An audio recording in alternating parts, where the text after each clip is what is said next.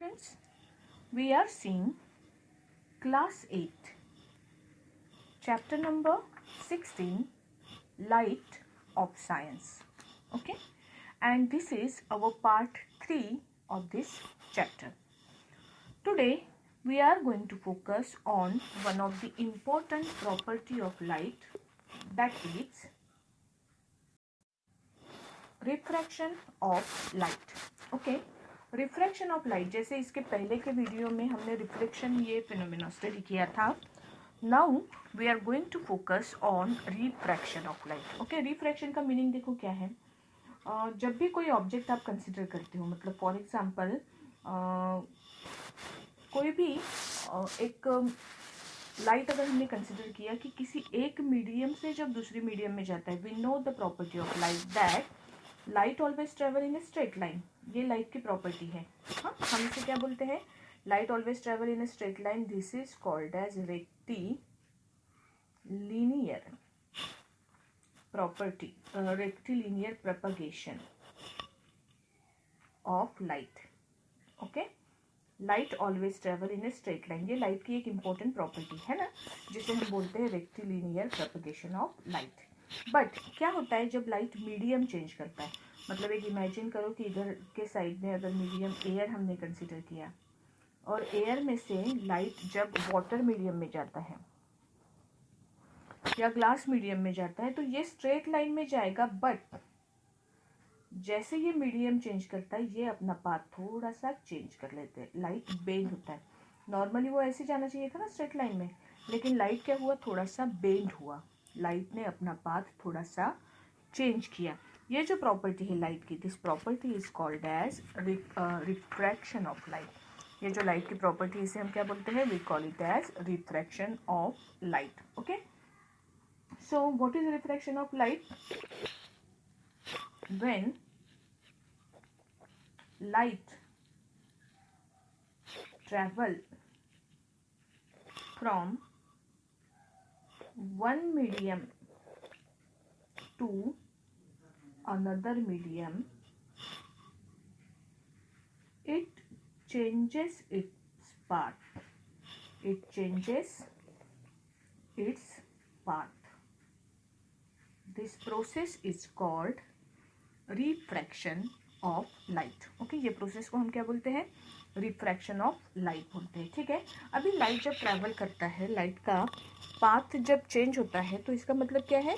इसका मतलब कोई भी चीज़ अगर दो अलग अलग मीडियम में प्रेजेंट है तो वो हमें थोड़ी सी ऐसे लगता है जैसे वो बेंड हुई है. इसके एग्जांपल्स देखो, ये आप घर पे अभी भी ट्राई करके देख सकते हो. ओके, कि एक ग्लास लो,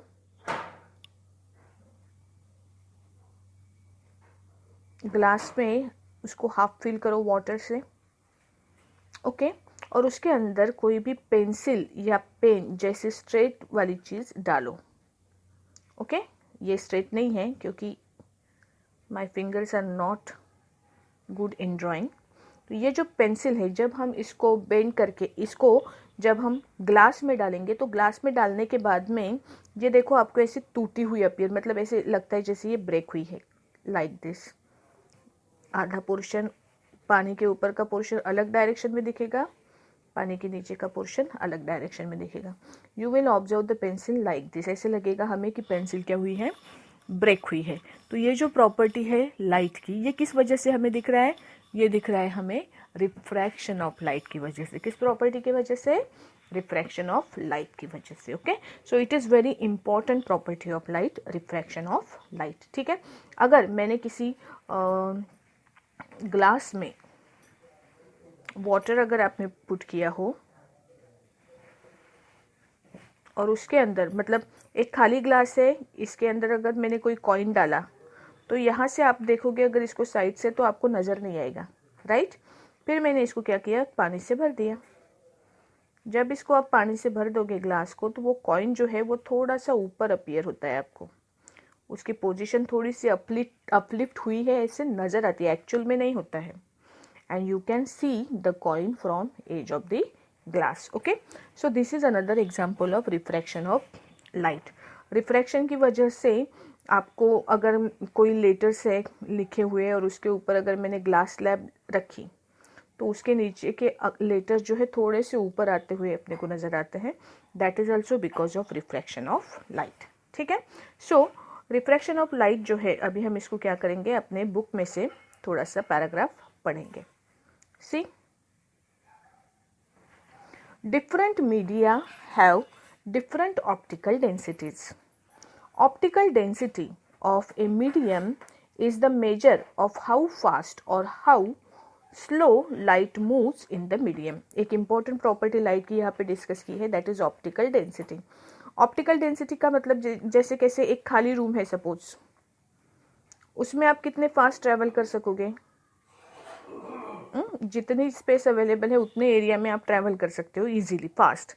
लेकिन उसी में अगर कई सारे ऑब्स्टेकल्स अगर रखे हैं तो बीच में, अगर बीच में ऑब्स्टेकल्स होंगे तो क्या होगा, आपका स्पीड जो है वो थोड़ा सा कम हो जाएगा, बराबर है ना। You can not move fast, आप बीच में किसी चीज़ से स्लाइड हो सकते हो, स्ट्राइक हो सकते हो, आपका पाथ बीच में रोका भी जा सकता है ना।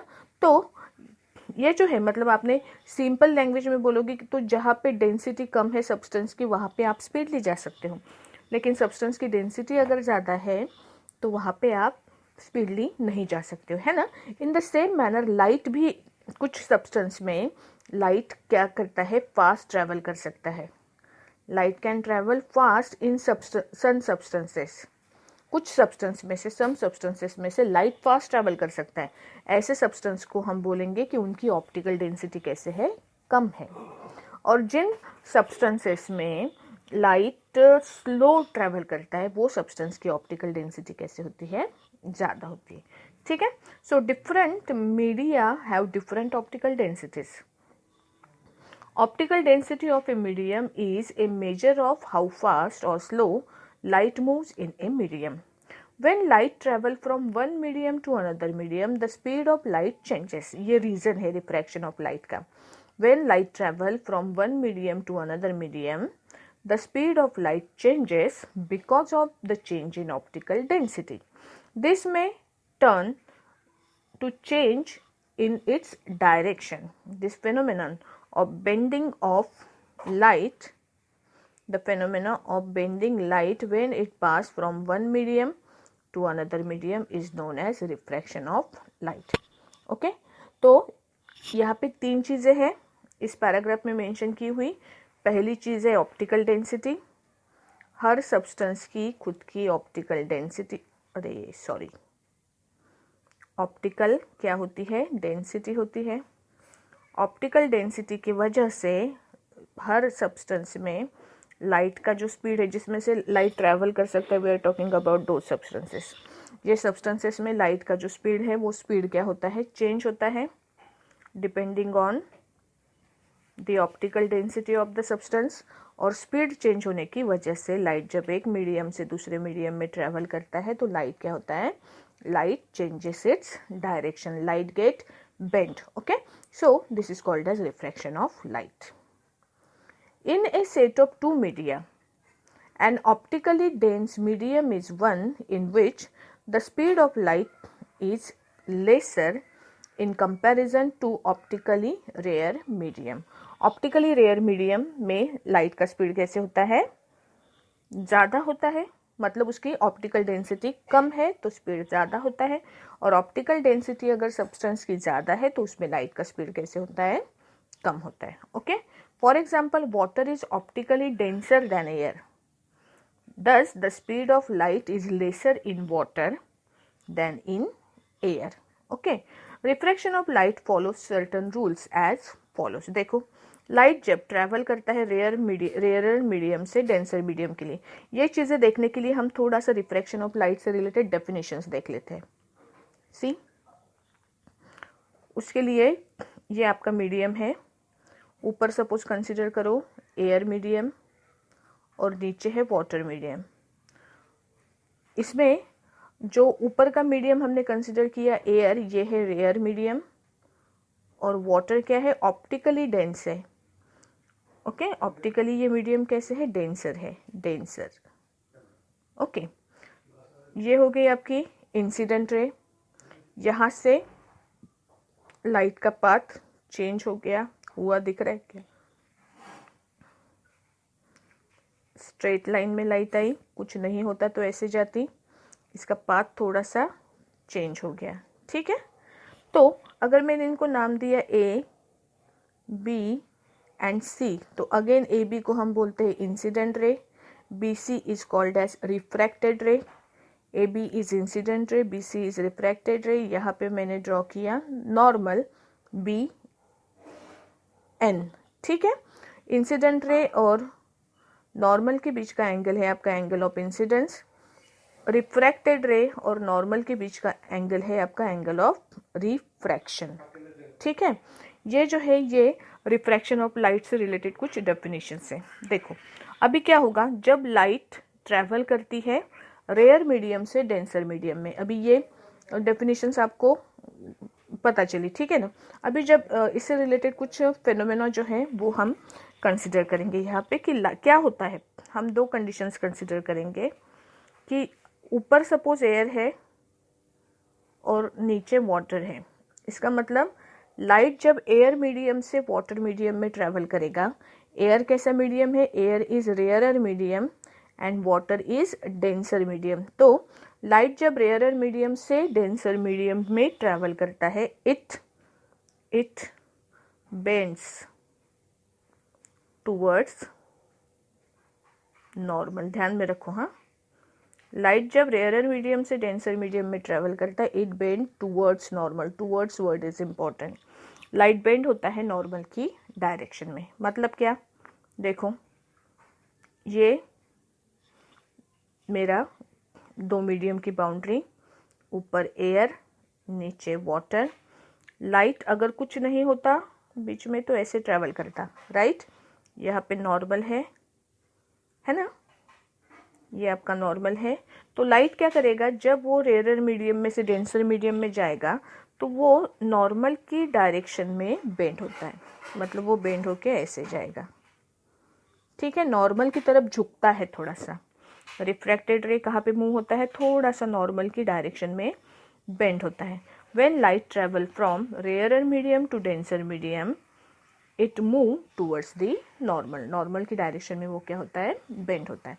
अगर इसकी उल्टी सिचुएशन है तो अगर लाइट डेंसर मीडियम से रेयरर मीडियम में ट्रैवल कर रहा है, तो मतलब अगर ये वाटर में से एयर मीडियम में ट्रैवल कर रहा है तो क्या होगा, it bend away from normal. Normal से अपोजिट डायरेक्शन में ये क्या होता है, बेंड होता है, अवे फ्रॉम नॉर्मल। इसका मतलब देखो क्या है, ये आपकी बाउंड्री है, ऊपर वाटर प्रेजेंट है, नीचे है एयर, और लाइट जब ट्रैवल करेगा नॉर्मली वो इस तरह से जाना चाहिए।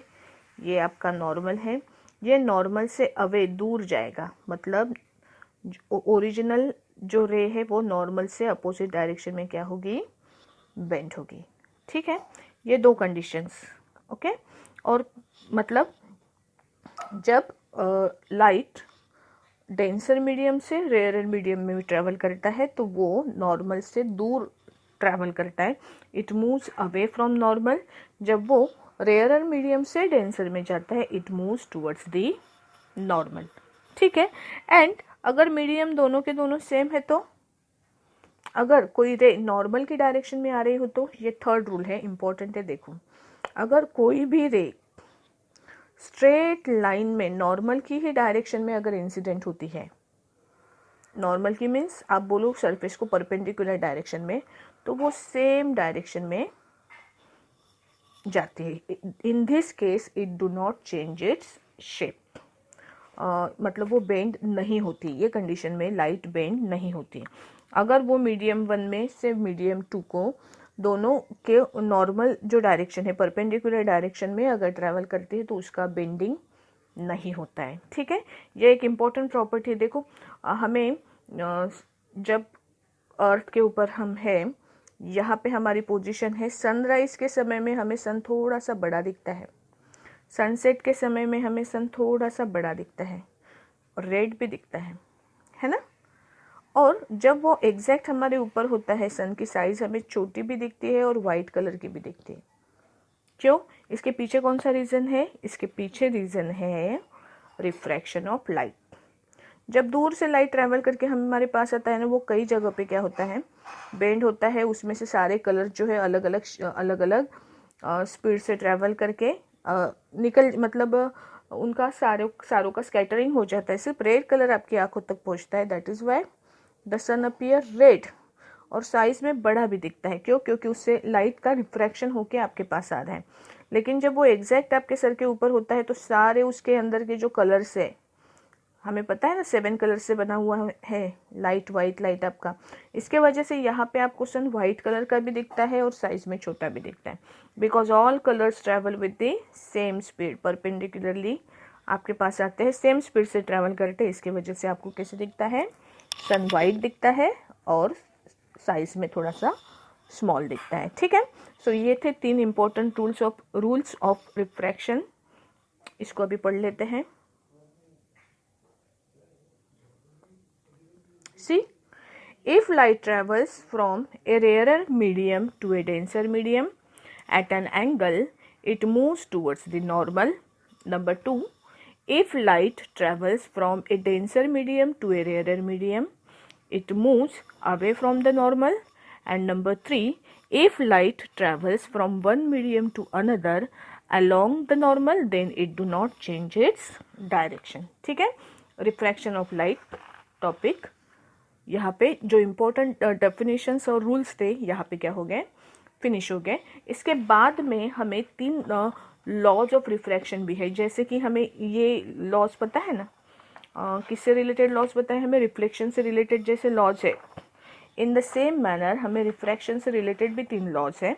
शॉर्ट में लॉज बता देती हूँ, उसके बाद में इससे रिलेटेड दूसरा टॉपिक जो है स्फेरिकल लेंस, वो हम कल देखेंगे। ठीक है, अभी ये लॉज जो है रिफ्रैक्शन के, इसमें सारे आपको समझ में नहीं आएंगे। पहला लॉ रिफ्लेक्शन और रिफ्रैक्शन का सेम है,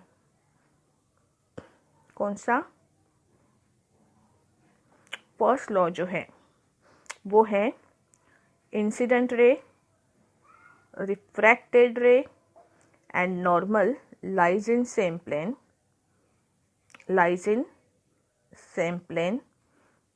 और क्या था, incident ray and refracted ray lies on opposite sides of normal. लिखना है, हाँ, नॉर्मल के एक साइड में अगर इंसिडेंट रे है तो रिफ्रैक्टेड रे उसके डेफिनेटली क्या होती है, अपोजिट साइड में होती है। दिस इज फर्स्ट लॉ, ध्यान से लिखो, incident ray, refracted ray and normal lies in the same plane, incident ray and refracted ray lies on opposite sides of the normal. ठीक है, दूसरा रूल इसका ये है कि the ratio of sine of angle of incidence to sine of angle of refraction is always constant.